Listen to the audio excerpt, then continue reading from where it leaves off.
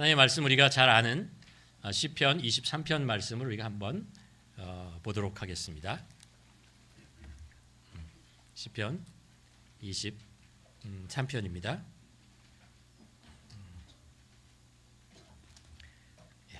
저와 함께 한 절씩 교독하도록 하겠습니다.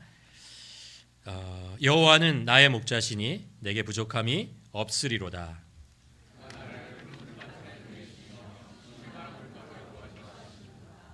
내 영혼을 소생시키시고 자기 이름을 위하여 의의 길로 인도하시는도다.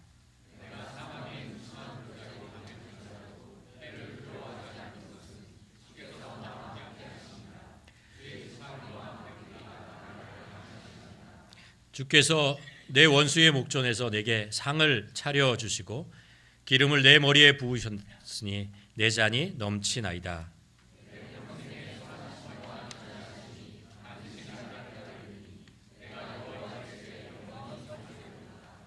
아멘. 우리가 이제 계속해서 2025년에 들어와서 기도에 대한 말씀을 나누고 있고 우리가 기도를 훈련하는 시간을 가지고 있습니다. 우리가 이제 6주 이제 계속해서 기도에 대한 말씀을 여러분과 나누고 있는데 이제 반이 딱 됐습니다. 오늘부터 이제 4주째로 들어가는데 우리가 그동안 했던 말씀들을 간단하게 한번 우리가 한번 요약하면서 리마인드해 보았으면 좋겠습니다. 처음에 저희가 이런 말씀을 여러분과 나눴습니다. 기도란 무엇인가라는, 기억하시죠? 그렇죠? 세 가지 제가 단어로 정의해 보았는데 기도라는 것은 하나님과의 만남이다. 네, 그렇죠? 기도는 우리의 호흡이다라는 말씀이죠. 기도는 하나님의 능력이다라는 그런 말씀을 나눴습니다. 이 말씀을 우리가 좀 이 단어를 우리의 가슴 속에 좀 새겨 놓았으면 좋겠습니다. 만남이고 그리고 호흡이고 그리고 능력이다라는 것입니다. 두 번째로 우리가 나눴던 말씀이 뭐냐면 하나님께서는 왜 우리들에게 기도하게 하시는가? 하나님은 왜 우리를 기도의 자리로 초청하시는가라는 그런 말씀을 나누었습니다. 우리가 또 이것을 또 세 가지로 정리해 볼 수 있을 것 같아요. 하나님께서 우리를 기도의 자리로 초청하시는 이유는 우리가 이 세상을 사는 동안 하나님을 의지하고 사는 법을 알려주시기 위해서 그렇습니다. 우리가 하나님께 의지하고 우리의 기도 제목을 하나님께 올려드릴 때 하나님께서 그것에 대해 응답하시면서 우리가 하나님을 의지하는 법을 알게 하시는 것이죠. 두 번째는 하나님께서 우리에게 하나님의 뜻과 하나님의 마음을 알려주시기 위해서 우리를 기도의 자리로 부르신다라는 것입니다. 우리가 기도의 자리에 오지 않으면, 그곳에서 하나님의 뜻과 하나님의 마음을 우리가 품지 않으면 우리는 나의 생각과 나의 뜻대로 살아가는 것입니다. 그게 인간의 모습이죠. 그러다 보면 엉뚱한 길로 가고 있는 자기의 자신을 발견하게 됩니다. 그래서 하나님께서는 우리를 기도의 자리로 부르시고 하나님의 마음과 생각을 우리에게 전달해 주신다라는 것입니다. 세 번째는 이제 중요한 것인데 우리가 이 세상을 살아가는 동안 겪게 되는 많은 영적 전쟁에서 승리하게 하기 위해서 그렇다라는 것입니다. 우리가 보이는 것이 다가 아니라는 것이죠. 우리의 삶 속에서는 계속해서 영적인 전쟁이 있습니다. 유혹과 도전과 우리의 마음을 뺏어가고는 그런 일들이 있습니다. 그럴 때 우리가 하나님의 앞에 나와서 기도할 때 보이지 않던 것들이 보이게 되고 또 하나님의 능력으로 그것을 이길 수 있는 힘과 또 도움을 받게 되는 거죠. 이 세 가지 있잖아요. 이 세 가지 때문에 하나님께서 우리를 기도의 자리로 부르신다라는 말씀입니다. 지난주에 저희가 이런 말씀을 나눴습니다. 그렇다면 우리는 어떻게 기도해야 되는가라는 말씀을 나눴죠. 그때 저희가 이제 방향 세 가지를 여러분이 가르쳐 드렸습니다. 처음에 위를 바라보라. 두 번째 우리 자신을 돌아보라. 세 번째는 세상 밖을 바라보라라는 것이었습니다. 우리가 고개를 들어 하나님 그분을 바라봐야 된다는 것입니다. 그분이 누구신가? 어떤 일을 행하시는 분인가라는 것들을 우리가 보고 그것에 대해서 기도 중에 우리가 감사하고 찬양해야 된다는 것입니다. 하나님을 높여드리고 하나님이 우리에게 이루신 일들을 감사하는 그런 것들을 우리가 먼저 하자라는 것입니다. 하나님의 크심을 우리가 먼저 자랑하는 그런 기도를 시작하자라는 것입니다. 두 번째로 우리 내면을 돌아보며 우리를 성찰하고 우리가 영적 상황이 어떻게 되냐, 우리의 심령이 어떤 상황이 있는가를 우리가 가만 보면서 우리가 고백하자라는 거예요. 우리 안에 온당치 못한 것이 있으면 그것을 내어놓는 거죠. 내어놓고 뽑아내고 죄의 회개를 통해서 그것을 우리가 깨끗게 하는 시간을 가져야 한다라는 것입니다. 또 우리 안에 하나님을 향한 사랑이 있으면 그 사랑을 하나님께 고백하는 것입니다. 우리 안에 또 하나님께서 이루신 놀라운 일에 대한 그런 생각들이 들면 그것을 한번 주님 앞에 주님이 하셨습니다 라고 얘기할 수 있는 것이죠. 우리 내면 속에 있는 것이 무엇인가 바라보아야 한다는 것입니다. 세 번째로는 우리가 세상을 바라보고 우리의 삶과 나와 나의 가정과 믿음의 공동체와 우리의 일터와 세상 속에서 일어나는 일들, 그 속에서 하나님의 능력과 하나님의 긍휼하심이 필요한 것이 있다면 우리가 그것을 보고 파수꾼처럼 하나님께 그것을 외치자라는 것입니다. 간구하자, 간절히 구하자라는 그런 기도입니다. 우리가 계속해서 기도하는 것 중에 우리가 대한민국을 위해서 기도하지 않습니까? 대한민국에 일어나는 일들을 위해서 가슴 아파하며 그런 것 주님 도와주시옵소서, 살려주시옵소서, 그런 기도를 우리가 올려드려야 하는 것입니다. 열방을 향해서 이 캐나다 땅을 위해서 우리 가정을, 일터를 위해서 우리가 간구하는 기도를 해야 된다라는 그런 말씀을 여러분과 함께 나누었습니다. 이제 오늘 여러분과 이제 나눌 주제는 변화라고 하는 것입니다. 뭐냐면 여러분 사람이 변한다고 생각하십니까? 변화? 두 가지 마음이 있으실 것 같아요. 변한다라는 것입니다. 그렇죠? 우리가 자녀들을 키울 때 그 아이가 성장하고 변화하고 성숙하고 좀 더 능력 있는, 좀 더 성품이 좋은 아이로 변화되기를 원하잖아요. 물론 우리 자신도 그렇게 되기를 원하고 기대합니다. 그런 내가 변할 것이라는 것에 대한, 내 자녀, 내 변할 것이라는 것에 대한 기대가 없다면 사실 우리의 삶은 되게 암울한 거예요. 그렇죠? 우리는 다 변할 것이라는 기대를 가집니다. 그런데 또 한편으로 보면 우리 안에 안 변하는데 이런 생각도 가지고 있어요. 안 변하던데? 라는 것이죠. 우리가 왜 이런 그 변화에 대한 또 부정적인 생각을 갖게 되냐면 우리가 부정적인 영향을 받아서 그래요. 우리의 어떤 영향이냐면 이런 거죠. 우리가 과거를 살아보면서 우리 삶 속에서 뭔가를 하려다가 변화를 시도했다가 잘 되지 않아서 실패해서 그것에 대한 좌절이 자꾸 쌓이면은 그것 봐 안 되잖아. 그런 생각하죠. 안 됐는데, 기도를 늘 하려고 했는데 매일 하려고 했는데 그게 안 되네. 이런 생각 있잖아요. 좀 더 예수 그리스도에 닮아가려고 했는데 또 이게 또 내게 또 안에 있는 게 또 터져 나오네. 이런 것들을 경험할 때마다 안 되는구나 라는 생각을 가질 수가 있어요. 또는 이제 외부로부터 어떤 부정적인 어떤 영향이 있는 것이죠. 그렇죠? 안 돼, 너는 흑수저잖아. 너는 이제 캐나다의 조그만 소수민족인데 언어도 잘 안 되고 뭐 이런데 그 안에서 뭘 변화를 네가 기대할 수 있겠어라는 그런 어떤 부정적인 생각이 우리 안에 들어오는 경우죠. 그렇게 되면 우리 안에 두려움이 쌓입니다. 걱정이 되는 거죠. 무엇을 시도하려고 하지 않아요. 그러다가 좌절하고 이런 상황 속에 놓이게 되죠.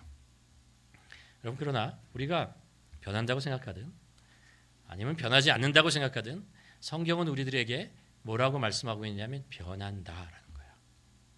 인간은 다 변하게 된다라는 것입니다. 그런데 그 변화라는 것이 좀 더 긍정적으로 우리 삶에 일어나게 하기 위해서 성경은 우리들에게 뭐라고 얘기하냐면 하나님을 만난 자는, 예수 그리스도를 만난 자는 모두 다 변한다라는 것들을 성경이 우리에게 가르쳐 주고 있습니다. 우리가 예수 그리스도를 만나면서 우리가 구원을 얻고 새로운 생명을 얻는 거죠.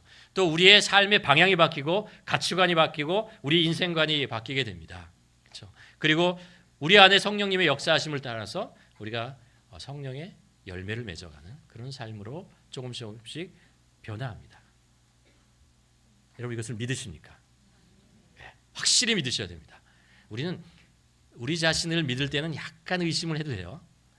다른 사람의 얘기를 할 때는 또 약간 의심을 해야 돼요. 근데 성경이 말씀할 때는 아멘 하고 대답하셔야 됩니다. 하나님의 말씀이기 때문에 그렇습니다. 자, 그렇다면 오늘 여러분과 나누고자 하는 주제는 이것입니다. 우리가요 어떻게 변화가 되느냐라는 건데요. 이게 우리의 삶을 변화시키는 세 가지 촉매제가 있습니다. 이거 늘 하는 말씀인데, 첫 번째는 하나님의 말씀이 있어야 되고, 두 번째는 기도가 있어야 되고, 세 번째는 순종이 있어야 됩니다. 하나님의 말씀은 우리가 변화되는 방향이 어디 있는가를 가르쳐줘요. 무엇이 어떤 모습으로 우리가 변해야 한다라는 것을 성경이 우리에게 알려줘요. 그래서 우리가 성경 말씀을 반드시 읽고 묵상해야 되는 것이죠. 기도라고 하는 것은 우리가 그쪽 방향으로 나아갈 수 있도록 우리 자신을 부정하고, 그리고 성령님을 의지해서 그 방향으로 나아가는 담대한 그런 것들을 만들어주는 게 바로 기도입니다. 그리고 순종이라고 하는 것은 실제로 걸어가는 것입니다. 그 변화의 길로 걸어가는 것이죠. 그러니까 우리에게 기도라는 것이 있어야 하나님의 말씀, 우리가 가야 될 그 목표와 그 모습 속으로 우리가 나아갈 수 있는 능력과 힘을 준다라는 것입니다. 그래서 기도가 중요합니다. 기도를 하지 않고 하나님이 원하시는 방향으로 우리가 갈 수가 없어요. 순종을 하고 싶어도 순종하지 못한다라는 것입니다. 기도는 하나님의 뭐라고요? 능력입니다. 우리에게 임하는 하나님의 능력이라는 거죠. 오늘 시편 23편을 통해서 우리가 이제 살펴보려 하는 것이 이것입니다. 기도는 우리를 어떻게 변화시키느냐라는 것입니다. 우리가 기도를 하면 우리가 변한다라는 말씀을 여러분에게 말씀드렸는데, 그러면 어떤 모습으로 우리가 변화하게 될 것인가? 라는 것들을 시편 23편을 통해서 우리가 한번 살펴보면서 한번 기대를 가졌으면 좋겠습니다. 그렇구나. 내가 기도할 때 이런 모습으로 성령님이 나를, 우리의 삶을 변화시키겠구나라는 그런 나에게 임하는 하나님의 말씀으로 여러분 받으시기를 바랍니다. 네. 첫 번째로 이제 여러분과 나누고 싶은 것이 뭐냐면요, 다윗에 대한 이야기를 여러분과 함께 시편 23편과 나누려고 합니다. 이게 이제 시편 23편이 다윗의 시잖아요. 예, 시편 사무엘상으로 가면요 다윗의 인생에 대한 이야기가 나옵니다. 사무엘상 16장부터 이제 다윗에 대한 이야기가 나와요. 처음에 이제 다윗에 대한 이야기가 이제 그렇게 시작해서 하나님께서 사무엘을 통해서 이스라엘의 왕으로 삼을 사람을 찾아가라라고 하죠. 그래서 사무엘이 이새에게 가고 이새의 아들들 7을 보고 여기 아니다라는 것을 알고 마지막 막내 다윗에게 하나님의 기름 부음이 임하게 됩니다. 그게 16장이고요. 17장에 가면은 다윗이 이제 골리앗과 싸움을 하는 장면이 나옵니다. 그래서 골리앗과 싸움을 해서 이기는 그게 나오고요. 18장에 가면은 다윗이 이제 사울 왕의 총애를 얻어가지고 군대 장관이 됩니다. 전쟁에 나갈 때마다 승리를 하고 승승장구하고 마지막에 가서는 어떻게 되냐면 사울 왕의 사위가 됩니다. 거기까지 올라가요. 그게 17장에 나오는 이제 18장에 나오는 것이고, 19장에 가면 이제 완전히 변해요. 뭐냐하면 사울 왕이 다윗을 경계하기 시작합니다. 저러다가 왕권을 노리겠구나. 다윗이 너무 클 것 같다라고 해서 경계를 하고 나중에 다윗을 죽이려고 하게 됩니다. 그리고 18장 이후부터 다윗은 이제 도망자가 됩니다. 모든 것을 이루었다고 생각하는 그 순간에 모든 것을 잃어버리는 그런 상황을 통해서 광야로 나가고 도망자가 되고, 자기가 의지하고 그래도 도움이 될 것 같은 사람들 찾아다니지만 아무 도움이 되지 않고, 그래서 막불레 굴에도 숨기고, 그리고 블레셋 가데들 가서 미친 척도 하고, 그래서 생명을 보존하는 일들도 하고, 막 그런 삶을 이제 정신없이 살아가게 되는 것입니다. 이게 이제 다윗의 삶인데요. 사무엘상 23장에 가면요, 여기서 이제 반전이 일어나게 됩니다. 23장을 통해서 제가 여러분에게 드리는 기도가 우리 삶을 어떻게 변하냐 하는 것은 이것입니다. 우리를 문제의 바다 속이 아닌 문제의 바다 위를 걷게 한다라는 거예요. 23장에 가면, 사무엘상 23장에 보면 다윗이 기도를 하는데요. 그때 기도를 해요. 뭐라고 기도하냐면 이런 사건이 발생하기 때문에 그렇습니다. 사람들이 다윗에게 하나의 이야기를 전해 줍니다. 무슨 이야기냐 하면서 이런 이야기입니다. 23장 1절 2절을 보면 사람들이 다윗에게 전하여 이르되 보소서 블레셋 사람이 그일라를 쳐서 그 타작마당을 탈취하더이다 라는 이야기를 전해집니다. 다윗이 지금 도망당하고 내 살 길도 못 찾아가지고 헤매고 있는데 사람들이 와가지고 그일라, 이스라엘 한 마을이 성이 블레셋에 의해서 탈취당하고 고통 중에 있습니다 라는 이야기를 해요. 그랬더니 다윗이 어떤 행동을 하냐면 이렇게 행동을 해요. 이에 다윗이 여호와께 묻자와 이르되 라는 것입니다. 하나님 앞에 나와서 기도를 하는 장면입니다. 어떻게 생각하면요, 다윗이 믿음의 사람이니까 기도를 하는 건 당연하지 그렇겠지라고 생각하지만, 여러분 사무엘상을 가만히 읽어보면요, 16장부터 지금 23장까지 오는 그 이 사건의 이전에 많은 사건들이 있는데요, 다윗이 하나님께 무엇을 물어보거나 기도하고 이런 장면이 없어요. 그가 믿음의 사람이 아니기 때문에 아니에요. 그렇지 않죠. 다윗은 여전히 믿음의 사람이었는데 이제 하나님 앞에 나와서 이 사건에 대해서 질문을 하는 장면, 기도를 하는 장면을 기록하고 있다는 것입니다. 저는 이것이 다윗이 이제 기도의 사람으로 변해가고 있다라고 저는 생각합니다. 기도의 사람이라는 것은 이런 겁니다. 우리가 다 기도를 해요, 그렇죠? 근데 우리의 삶 속에서 기도라는 것이 우리의 삶을 만들어가느냐라는 것이고, 또 하나의 방법, 또 하나는 뭐냐 하면요, 우리가 어떤 상황과 처지와 문제 속에 있을 때 그것을 해결하기 위해서 기도하는 사람으로 살고 있는가라는 그 차이점이라는 것입니다. 보통 우리는 그렇지 않습니까? 어떤 어려움과 문제가 생기면은 그것을 놓고 기도를 해 나갑니다. 그리고 그 전에 아무 일도 없었을 때는 그냥 기도를 해요. 방향이 없고 목적이 없어요. 근데 우리가 기도의 사람이 된다는 것은 이 기도를 통해서 하나님께서 나에게 전달해 주는 그것이 마음이 무엇인지를 알고 순종하고 그 방향으로 내가 나아가는 것을 기도의 사람이라고 합니다. 그러니까 기도가 인생을 만들어가는 거예요. 왜냐하면 기도 속에 하나님의 뜻과 하나님의 마음이 있기 때문에 거기에 순종하고 살아가는 것입니다. 이게 기도의 사람이죠. 그래서 기도를 통해서 자신의 인생이 변화되어지고 방향을 잡고 나아가는 것이죠. 보면 사무엘상 23장부터 다윗이 끊임없이 기도를 하는 사람이 됩니다. 사건이 있을 때마다 기도를 하고, 그렇지 않아도 기도하고 계속해서 물어가는 일들을 하죠. 그래서 그가 어떤 질문을 하냐면, 하나님께 질문하냐면 이런 질문을 해요. 2절과 4절을 보면 이에 다윗이 여호와께 묻자와 이르되 내가 가서 이 블레셋 사람들을 치리이까? 라는 이야기죠. 다윗과 아무 상관없는 일, 안 가도 돼요. 자신과 아무 상관없는 일이에요.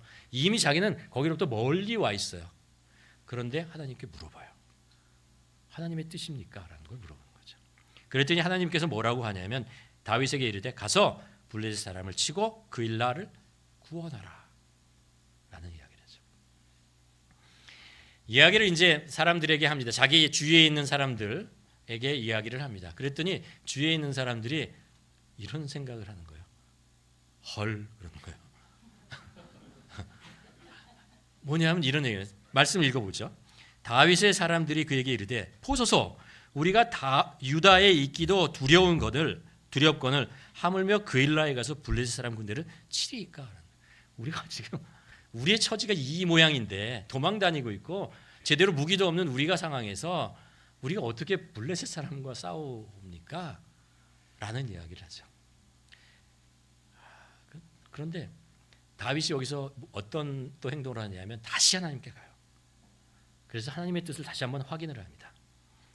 다윗이 여호와께 다시 묻자온데 여호와께서 대답하여 이르되 일어나 그일라로 내려가라. 내가 블레셋 사람을 내 손에 넘기리라. 다윗은 자신과 어쩌면 상관이 없는 일인데 자신의 민족이 힘들다는 것 때문에 기도를 하고 하나님께서 가라고 하니까요. 자기와 함께 있는 사람들이 반대했는데도 불구하고 하나님의 뜻이라는 것을 확신하고 그들을 설득하고 그 길로 간다는 거예요. 기도를 통해서 그일라 성으로 가서 블레셋을 만나고 싸우고 승리하게 됩니다. 사실 이전에 우리가 보았지만 다윗은요 사울의 추적을 받아서 정말 허겁지겁 허우적거리면서 살고 있었어요. 도망가고 두려움과 걱정과 공포 속에서 살아가고 하루하루 어떻게 하면 이 사울 왕의 그 위협으로부터 해방되고 좀 자유롭게 살까 이런 것을 계속 생각하면서 살았던 사람이라는 것입니다. 그래서 이렇게 얘기하죠. 문제의 바닷속에 빠져서 허우적거리는 삶이었다. 이게 다윗의 삶이었어요. 그런데 그 일날을 구원하기 위해서 용기를 가지고 자기가 가지고 있는 그 병사들을 데리고 오합지졸들을 데리고 가서 전쟁을 하기로 용기를 가진 거죠. 이것은 문제의 바다 위를 걸어가는 거예요. 걸어가면서 하나님의 뜻이라면 제가 가겠습니다 라는 그런 용기를 얻게 된다는 것입니다. 시편 23편 4절에서 5절에 보면 다윗이 이렇게 고백을 합니다. 내가 사망의 음침한 골짜기를 다닐지라도 나를 해치려는 것을 두려워하지 않을 것은 주께서 나와 함께 하심이라. 주의 지팡이와 막대기가 나를 안위하시나이다. 주께서 내 원수의 목전에서 내게 상을 차려주시고 기름을 내 머리에 부으셨으니 내 잔이 넘치리이다. 기도라는 건요, 우리는 살아가면서 우리가 살고 있는 삶의 이 현장, 이 땅의 시선과 마음을 빼앗기고 살 수밖에 없어요. 이게 인간이에요. 그런데 우리가 기도하면 우리의 시선과 우리의 마음을 하나님을 향해 보는 거예요. 하나님을 보고 내 눈에 앞에 보이는 이 상황과 하나님의 뜻과 하나님의 마음이 어떤 차이가 있느냐를 확인하는 거예요. 하나님은 이 상황을 어떻게 보십니까? 제가 어느 방향으로 살아야 합니까? 라는 것을 하나님께 올려드리는 것이 기도죠. 그러다 보면 그것을 통해서 하나님께서 하나님의 마음을 주시고 하나님께서 우리에게 말씀하시는 것을 통해서 우리가 이 상황 위로 걸어간다는 거예요. 이 상황 안으로 밑에서 허우적거리는 자가 아니고 그 상황 위로 걸어간다는 거예요. 여러분, 예수 그리스도와 베드로가 했던 대화를 여러분 기억하십니까? 갈릴리 바다에 풍랑이 일었습니다. 제자들은 뱃속에 있었고 그 풍랑 속에서 정말 정신이 없었습니다. 두려움 속에 떨고 있는데 예수님께서 그 바다 위로 걸어오시는 거예요. 그럴 때 베드로를 향해서 얘기하잖아요. 걸어오라, 오라라고 얘기하니까 베드로가 예수님이시다라는 것을 알고 걸어 나가요. 자기가 지금 어디로 걷는지도 몰라요. 걸어 나가다 보니까 예수님만 바라보고 계속 걸어 나가는데 걸어가는 물 위를 걸어가고 있는 거예요.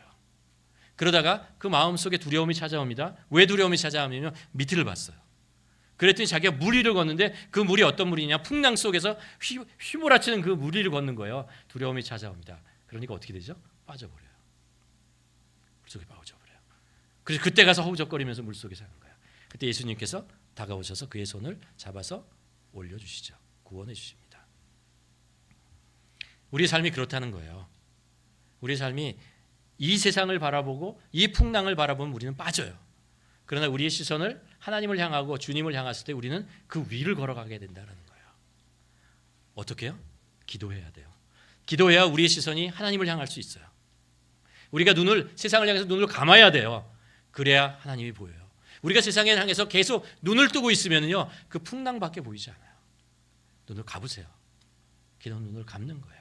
세상으로부터 눈을 감고 그리고 하나님이 어떤 분이신지를 우리가 보고 그분의 마음과 그분의 뜻이 무엇인가를 집중했을 때 우리는 그 속에서 하나님이 주시는 용기를 얻을 수 있어요. 우리가 담대해질 수 있는 것이고 그래서 우리의 문제에 위로 걸어갈 수 있다라는 것입니다. 두 번째로 우리가 기도를 하면 어떤 일이 일어나는가 하면요, 우리 마음속에 평안이 찾아옵니다. 평안이 찾아와요. 오늘 이제 사무엘상 23장의 그 말씀이 계속해서 진행되는데요. 어떻게 진행되냐면 이야기가 또 이렇게 진행돼요. 다윗이 그일라 성에 가서 전쟁을 하고 블레셋을 물리치고 그 성을 해방시킵니다. 그곳에 평화를 주는 것이죠. 그리고 이제 다윗은 그곳에 이제 머물게 됩니다. 근데 그거를 사울 왕이 알았어요.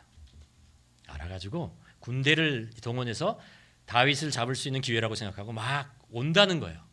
다윗이 그 얘기를 들었어요. 다윗의 마음이 불편했습니다. 이건 뭐지? 어떻게 해야 되는 거지? 라고 했을 때 다윗이 어떻게 했다고요? 기도를 해요. 하나님께 나가요. 그리고 하나님께 이야기합니다. 10절과 11절을 보면 다윗이 이르되 누구한테 이르냐면요, 하나님께 이르는 거예요. 기도하는 거예요. 이스라엘의 하나님 여호와여, 사울이 나 때문에 이 성읍을 멸하려고 그 일나로 내려오기로 꾀한다 함을 주의 종이 분명히 들었나이다. 그러니 그 일나 사람들이, 다윗의 질문이 이거예요. 그 일나 사람들이 나를 사울 왕에게 넘겨주겠습니까? 라는 질문이에요. 이런 이야기죠. 이 성의 사람들이, 내가 이 사람들을 도와주고 이 사람들을 블레셋의 그 침략으로부터, 그 아픔으로부터 내가 구해줬는데 사울 왕이 온다고 하면 사울 왕에게 나를, 다윗을 잡아서 넘겨주겠느냐라는 질문을 하는 것이죠. 근데 하나님의 대답은 이거예요. 그렇게 할 것이다라는 거예요. 다윗 너를 잡아서 사울 왕에게 넘겨줄 것이다라는 거예요. 다윗의 마음이요. 여기 불편한 거 아니에요? 내가 이 사람들을 위해서 내가 이렇게 했는데, 있잖아요. 이렇게 했는데 어떻게 이 사람들이 나를 배반하고 이렇게 할 수 있느냐라는 그런 마음 있잖아요. 그런 것이 막 부글부글 일어나야 할 것 같은데 일어나지 않아요. 일어나지 않아요. 그는 어떻게 하냐면요. 오히려 자신을 어쩌면 함께 싸웠던 그 한 400명, 600명의 사람들이잖아요. 다윗의 그 친구들, 그 사람들이 더 흥분했을 것 같아요. 더 분노했을 것 같아요. 그런데 그들을 다 잠잠하게 하고 괜찮아, 가자 그냥 라고 하고 600명의 자신의 친구들과 데리고 그 일라성을 조용히 빠져 나갑니다. 여러분, 우리는 과거에 대한 이런 일들을, 미래에 대한 일들을 생각을 하면요, 우리에게 두려움이 오잖아요. 두려움이, 기대도 있지만 두려움도 함께 있잖아요. 근데 그 두려움이 현실이 되면 우리에게 분노가 일어납니다. 두려움이라는 건 이런 거잖아요. 내가 혹시 가지고 있는 것을 뺏기지 않을까? 내가 계획하고 이루고자 하는 일이 잘 일어나지 않으면 어떻게 할 거지? 이런 것에 대한 두려움이잖아요. 그런데 그것이 현실로 일어났어요. 그것이 현실로 일어나면 화가 나요. 내가 이렇게 준비했는데, 이렇게 했는데, 아니 왜 나한테 이런 일인 거야? 원망과 분노가 일어난다는 거예요. 그러면 어떻게 돼요? 우리가 평안을 잃어버려요. 우리의 마음이 흔들리기 시작하는 거예요. 막 소용돌이 치게 되는 것이죠. 그런데 다윗은 그 상황 속에 분명히 분노하고 원망하고 화를 낼 수 있는 상황이었는데 그렇게 안 해요. 그렇게 안 하고 오히려 자기를 따르는 사람들을 다 어쩌면 아마 그들의 마음을 평정하게 해놓고 가자라고 그 일라성을 빠져나가게 되는 것이죠.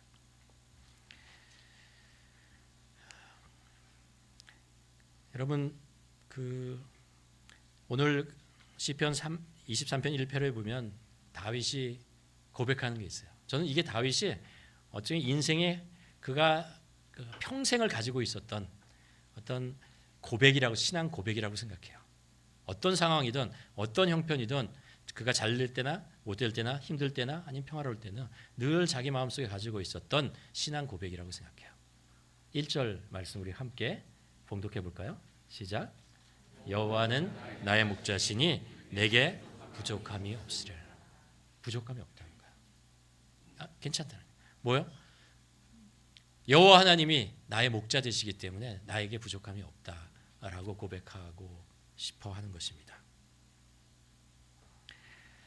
여러분, 그렇습니다. 우리의 두려움이나 우리의 분노나 이런 것들 있잖아요. 우리가 가지고 있는 것들이 왜 그러냐? 우리가 만족하지 못해서 그래요. 만족하지 못하면 평안을 잃어버리고, 그러면 우리가 아무리 많이 가져도, 아무리 우리가 높은 자리에 있고, 아무리 뭐가 많아도요, 만족하지 못해요. 우리가 아무리 수입이 많아도요, 그것으로 만족하지 못하면, 아무리 우리가 성을 높이 쌓아도 그것으로 만족하지 못하면, 우리가 아무리 많은 것을 가져도 만족하지 못하면 우리는 평안할 수가 없다라는 거예요. 근데 중요한 것은 그러니까 이런 거죠. 우리가 무엇에 우리의 삶의 만족을 근거를 삼느냐라는 거예요. 무엇이 우리의 만족을 주는, 있잖아요, 그 근거가 되느냐라는 것을 했을 때 다윗은요 되게 현명했어요. 믿음 가지고 하나님에게 만족의 근거를 뒀어요. 그분이 나의 목자 되시는 것에 만족의 근거로 했고, 그것이 다윗에게 평안을 준 거예요. 돈도 아니고 지위도 아니고 어떤 그 힘도 아니라는 거예요. 하나님께서 나의 목자 되심에 자신의 만족의 근거를 두었다라는 것입니다. 왜냐하면 하나님이 우리를 향한 목자된 마음, 우리의 삶을 지켜주시고 함께 하신다는 것에 대해서는 흔들리지 않거든요. 그거는 변하지 않는 하나님의 마음이라는 것을 알았기 때문에 그래요. 그래서 다윗은 거기에 자신의 만족의 근거를 두고 사는 거예요. 그랬을 때 뭐가 온다고요? 평안이 오는 거예요. 어떤 상황이든, 나에게 불리한 상황이든, 나를 분노하게 만드는 상황이든, 나를 두렵게 만드는 상황이든 괜찮아요. 그것이 잠깐 우리들에게 파도의 리플을 줄 수 있지만 그것이 우리 삶에 흔들어낼 수는 없다라는 거예요. 그게 우리의 삶을 만족하고 평안을 주기 때문에 그렇다라는 것입니다. 이 평안이라는 말을요, 이 상황 속에서 평안이라는 말을 제가 한국말로 한번 바꿔봤어요. 다른 말로. 평안도 한국말이지만 순수 한국말 하면은 든든하다라는 거죠. 든든하다라는 거예요. 이게 참 영어로 표현하기 좀 어려울 것 같아요. 영어로 든든하다라는 말을 어떻게 표현하죠? 한국말이 참 좋아요. 든든하다. 하나님께서 여호와가 나의 목자 되시는 것이 나의 삶을 든든하게 받쳐주고 나에게 평안을 준다라는 것입니다. 세 번째로 기도를 하면 그것이 우리의 삶을 어떻게 변화시키냐 하면요, 기도는 우리 삶을 하나님의 인도하심으로 이끌어간다는 거예요. 우리 삶에 하나님의 인도하심을 나타내게 하신다라는 것입니다. 이게 바로 기도가 주는 힘입니다. 시편 23편 2절과 3절을 우리가 함께 한번 봉독해 보도록 하겠습니다. 시작.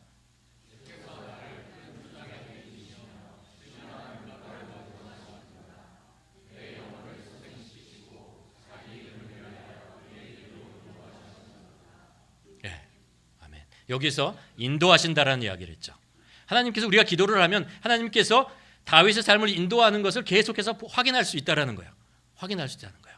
우리도 기도하면 하나님께서 우리의 삶을 인도하시고 나가는 것을 우리가 확인할 수 있다라는 거예요. 확신할 수 있다라는 것입니다. 그게 굉장히 중요하죠. 왜냐하면 이 이야기를 다시 거꾸로 얘기하면, 좀 더 바꿔서 얘기하면 이러는 것이죠. 여러분, 하나님께서는 우리가 하나님의 백성이고 하나님을 경외하는 사람이면요, 하나님께서 우리 삶을 인도하세요. 기도를 하던 기도를 하지 않던 하나님은 우리를 인도하세요. 왜냐하면 우리를 하나님께서 백성 삼으셨기 때문에, 자녀 삼으셨기 때문에 그래요. 근데 우리가 계속해서 기도하지 않으면 그 하나님의 인도하심이 나에게 있는지 없는지 확신을 못 가지고 살아요. 확신이 잘 안 와요.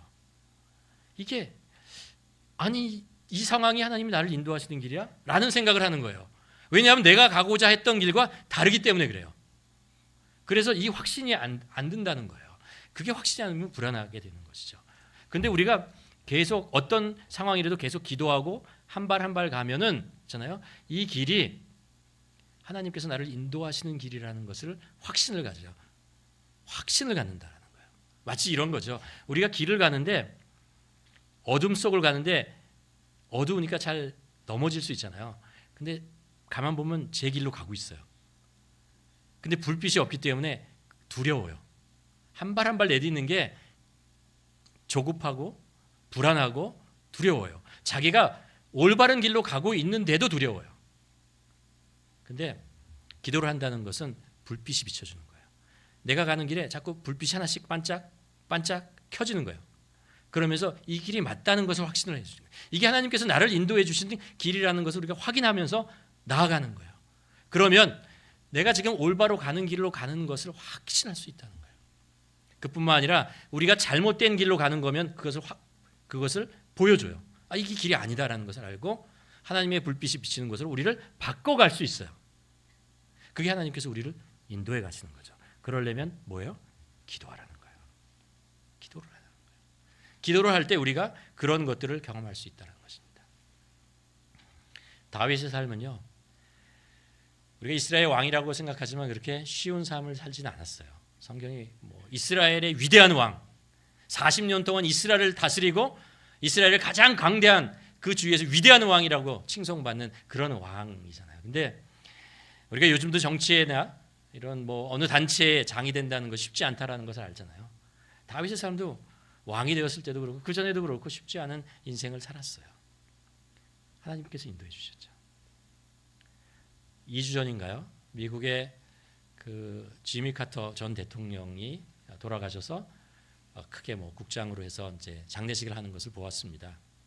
지미 카터 대통령 알잖아요. 그분이 그래도 제가 아는 미국의 대통령 중에 가장 신실하고 아주 그런 크리스찬이라는 것을 기억합니다. 재임하고서 나중에 뭐 한 텀밖에 못했지만 그리고 나서도 나중에 여러 가지 선한 일들 행위로 해서 그 노벨 평화상도 받고 그리고 100세에 돌아가셨어요. 100세에 돌아가셨는데 이제 그 장례식하는 장면이 나오는데 이제 사람들이 쭉 앉아 있더라고 장례식장에. 거기에 봤더니 이제 와 역대 대통령들이 거기 다 앉아 있는 거예요. 미국의 대통령들이. 근데 봤더니 이제 그 당시에 대통령이 2주 전은 조 바이든이었잖아요. 바이든 대통령이 있고 그 다음에 그 뒷좌석에 트럼프 있고 그 옆에 누가 있겠어요? 오바마 대통령이 있고 그 옆에 부시 대통령이 있고 그 옆에 클린턴 대통령이 있고 와 가만히 이렇게 보면서 저 대통령들이 임기 때 세상에서 일어났던 일들, 미국에서 일어났던 일이 조금씩 생각나더라고요. 정말 그분들이 지금은 이제 장례식에 와서 이렇게 앉아 있지만 대통령이 된 당시에 정말 힘으로 쳤던 그 많은 사건들 있잖아요. 그 사건들 세상에서 일어났던 미국에서 일어났던 정말 다양한 사건들이 기억나면서 와 대단하다. 저 소용돌이 속에서 저 사람들은 어떻게 살았을까? 어떤 마음을 가지고 살았을까? 이런 생각을 하게 되죠. 다윗도 마찬가지예요. 다윗도 대단한 것 같지만 그 삶이 참 힘들고 어려웠어요. 그런데 그럼에도 불구하고 그가 계속해서 하나님이 인도하시는 길로 갈 수 있었던 것이 뭐예요? 기도예요. 기도라고요. 하나님께서는 우리가 기도할 때 우리의 삶을 인도하시는 것을 보여주시고 그리고 인도하신다라는 것이죠. 우리는 기도해야 됩니다. 매일매일 호흡처럼 기도하면서 하나님의 인도하심을 받아야 한다라는 것입니다. 마지막으로 한 가지 또 기도는 우리 삶에게 어떤 변화를 주냐면요. 우리 삶의 우선순위를 바꿔줍니다. 우선순위가 바뀌게 확실하게 세워준다라는 거예요.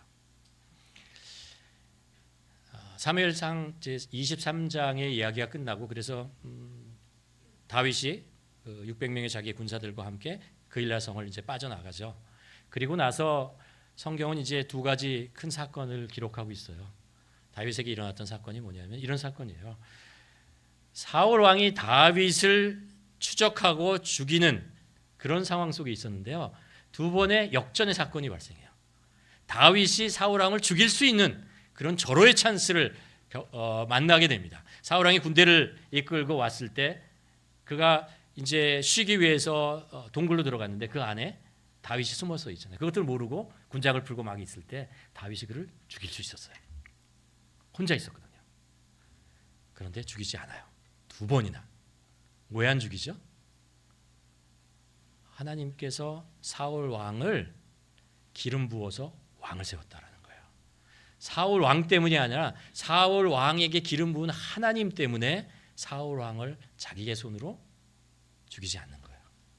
자, 다윗에게는 하나님에 대한 경외한 마음이 있었어요. 그가 가장 위에 있었기 때문에 하나님이 하시는 일 거기에 가장 우선순위를 뒀다는 거죠. 사실 이 상황을 보면 다윗이 사울 왕을 그때 죽이면 자기를 쫓아오고 자기를 죽이려 하는 그 위협으로부터 해방되는 거죠. 구원을 얻는 것입니다. 그리고 더 기다리지 않아도 이제 왕이 될 수 있는 지름길이라고 생각할 수도 있어요. 그 기회를 얻었는데 안 하겠다라는 것이에요. 나의 위험을 어떻게 좀 해소해 버리는 것, 아니면 내가 좀 더 빨리 왕이 되는 성공하는 길, 그 길보다 하나님이 더 위에 있다는 거예요. 하나님이 더 위에 있다는 거죠. 그걸 선택하지 않겠다라는 거예요. 이게 하나님을 경외하는 것이에요. 여러분, 우리가 말로는 하나님을 경외한다, 하나님은 우리 삶의 최우선순위예요 라고 얘기를 하지만 우리의 삶 속에서 가만 생각해 보다가 나의 이익이나 아니면 어떤 상황이 되면은 있잖아요. 나의 생존에 관계되면 하나님과 나의 삶이 역전돼요. 내가 먼저야. 이런 생각을 하게 되는 것입니다. 나의 이익이 먼저고 내 생존이 먼저고 내게도 먼저지. 하나님이 무슨 그 다음이지 라는 생각을 하는 거죠. 이 다윗은 그러지 않았어요. 자신의 생존과 자신의 성공과 이익과 모든 것이 걸려 있는 상황 속에서도 아닙니다. 하나님, 당신이 나의 삶에 가장 위에 계십니다. 라고 고백해야 한 거예요. 어떻게 그가 그렇게 했다고요? 기도해요. 우리가 기도할 때 처음에 위를 향해서 기도하라고 그랬잖아요. 위도. 하나님이 누구신가를 계속해서 우리는 리마인드해야 됩니다. 그분이 내가 감히 범접할 수 없는 나의 삶을 통째로 주장하시는 그 하나님이시다라는 것을, 나는 선하고 싶어도 선하는 길을 찾지 없는 사람이지만 내가 하나님만은 나를 선한 길로 인도하실 분이라는 것을 확신해야 됩니다. 그리고 내가 그 하나님을 바라보는 것이죠. 하나님을 내 삶의 가장 우선순위에 두는 것입니다. 어떻게 한다고요? 기도를 통해서 고백하는 거예요. 확인하는 거예요. 찬양하는 것이고 감사하는 거예요. 그럴 때 우리의 우선순위가 바뀌지 않는 거예요. 우리의 간구가 하나님에 대한 찬양보다 위에 가지 않는다라는 거예요. 하나님의 찬양이 먼저이고 우리의 간구는 그 하나님께 우리에게 드리는 하나님의 뜻에 따라 드리는 우리의 소원이다라는 것이죠. 다윗은 그렇게 살았다는 거예요. 계속 기도하면서 삶의 우선순위가 하나님이라는 것을 계속해서 확인하면서 살아가는 것이죠. 여러분, 우리도 기도해야 됩니다. 기도하되 하나님을 먼저 바라봐야 됩니다. 그분이 누구시고 그분이 우리 삶과 이 세상에 어떤 분이시라는 것을 고백하며 어떤 상황 속에서도 하나님이 내 삶의 우선순위입니다 라는 것을 고백하며 살아가야 할 것입니다. 말씀을 정리하도록 하겠습니다. 제가 수요일 날 시편 73편을 가지고 기도에 대한 말씀을 나누었습니다. 시편 73편이 어떤 거냐면 아삽의 시예요. 아삽이라는 사람인데, 아삽이 누구냐 하면 다윗과 솔로몬 시대에 하나님을 찬양하고 예배하는데 어떤 그 음악을 담당했던 악장이에요. 굉장히 그 대단한 사람이죠. 그 당시에 이제 3대 악장이 있었는데 여두둠이라는 사람과 그리고 해만이라는 사람과 그리고 아삽이라는 사람이에요. 아삽이 시편에 여러 가지 글을 남겼어요. 시편 읽어보면요, 어떤 내용이냐면 73편이 이런 거예요. 하나님, 왜 이 세상에 이 악한 것들이 성행합니까? 하나님, 선하신 하나님이 계신다면 왜 우리들에게 이런 악이 계속해서 일어나는 것입니까? 이들은 악한 자들은 어떻게 이 세상에서 흥할 수 있는 것입니까? 그뿐만 아니라 그들은 죽을 때도 어떻게 저렇게 평안하게 죽습니까? 그들은 악하게 살았으면 죽을 때라도 하나님의 천벌을 받아가지고 그리고 그렇게 죽어야 되는 거 아닙니까? 주위에 아는 사람, 아무 사람 없이 정말 처참하게 죽어가야 되는 것이 아닙니까? 그런데 그들은 어떻게 죽을 때도 저렇게 평안하게 죽을 수 있습니까? 편안하게 죽을 수 있습니까? 라는 것에 대한 불만을 막 토로합니다. 그뿐만 아니라 이런 이야기를 합니다. 그렇다면 나는 왜 하나님 앞에서 정직하게 살아야 합니까? 저 악한 사람도 그렇게 편안하게 살고 잘 산다면 왜 나는 하나님의 뜻을 따라서 이렇게 힘들고 어렵고 정직하게 살려다가 이런 대가를 받으면서 살아갑니까? 이게 무슨 의미가 있습니까? 라는 그런 이야기를 막 해요. 그 한탄 속에 저들은 단단한 반석 위에 서 있는 것 같고 나는 이제 미끄러 넘어질 것 같은 그런 흔들리는 이 땅에 살고 있습니다 라는 그런 이야기를 막 하는 거죠. 그때 시편 73편의 17절에 가면 여기서 아삽의 기도가 확 바뀌어요. 시가 확 바뀌는데 거기서 뭐라고 얘기를 하냐면은 그가 이런 고백을 합니다. 하나님의 성소에 들어갈 때야 그들의 종말을 내가 깨달았느니라. 하나님의 성소에 들어갈 때야라고 얘기를 합니다. 이분이 기도를 했어요. 원래 성소에 들어갔다는 것은 뭐냐면 내가 정말 나의 이 모든 답답한 이 모든 걸 다 가지고 하나님 앞에서 확 내려놨다는 거예요. 진심으로 하나님 앞에 엎드렸다는 거예요. 하나님 앞에 그랬을 때야 드디어 알게 됐다는 거예요. 내가 눈으로 봐서 악한 사람, 그들이 흥하고 번성하고 잘 되는 것 같은데 하나님께서 무엇을 보여주면 그들의 종말을 보여주는 거예요. 마지막에 그들이 어떻게 되는 것인지, 하나님의 심판을 받고 어떻게 되는 것인가를 가르쳐 주는 거예요. 그것을 보고 나서 그가 뭐라고 고백하냐 하면 하나님은 선하시구나. 역시 하나님께서 이루실 일들이 있구나. 내 눈에 보이지 않지만 선하신 하나님은 그런 일들을 하시는구나. 결국 라는 것을 깨닫고 하나님 제가 잘못했습니다. 제가 무지한 말로 하나님에 대해서 원망했습니다. 라고 얘기해요. 그리고 하나님께서 저들이 반석에 있고 내가 흔들리는 바위에 있는 것 같았는데 내가 하나님 앞에 엎드려 기도하면서 알게 된 것은 저들이 미끄러지는 바위에 있고 내가 흔들리지 않은 반석 위에 서 있다는 것을 알게 되었습니다. 라고 고백을 합니다. 언제요? 성소에 들어가서 엎드렸을 때요. 그때야 깨달았다는 거예요. 우리도 우리 삶 속에서 하나님에게 나아가서 기도할 때 우리가 살고 있는 이 세상에서 하나님이 우리의 반석이 되시고 우리 삶을 인도하신다는 것을 우리가 깨닫게 되는 거예요. 우리가 기도해야 됩니다. 우리가 이 세상을 어떻게 살 거라고요? 기도해야죠. 기도밖에 없어요. 기도하며 하루하루 살아가는 방법밖에 없습니다. 그러나 우리가 기도할 때 살아갈 수 있어요. 그것도 그냥 살아가는 것이 아니라 문제의 바다 위를 걸어가면서 살 수 있어요. 하나님의 인도하심을 따라 살아가게 되는 것입니다. 하나님의 평안을 우리가 누리면서 살아갈 수 있는 것입니다. 우리가 하나님을 우리 삶의 우선순위에 두고 기도할 때 하나님께서 우리를 변화시켜서 이런 일을 이루실 것입니다. 바라기는 우리 모두 우리 기도를 통해서 하나님께서 우리를 변화시키고 우리를 강건케 하시는 이 모든 것들을 경험하는 우리 모두가 되기를 주님의 이름으로 축원합니다. 기도하시겠습니다. 이 시간에 우리 함께 기도하기를 바랍니다.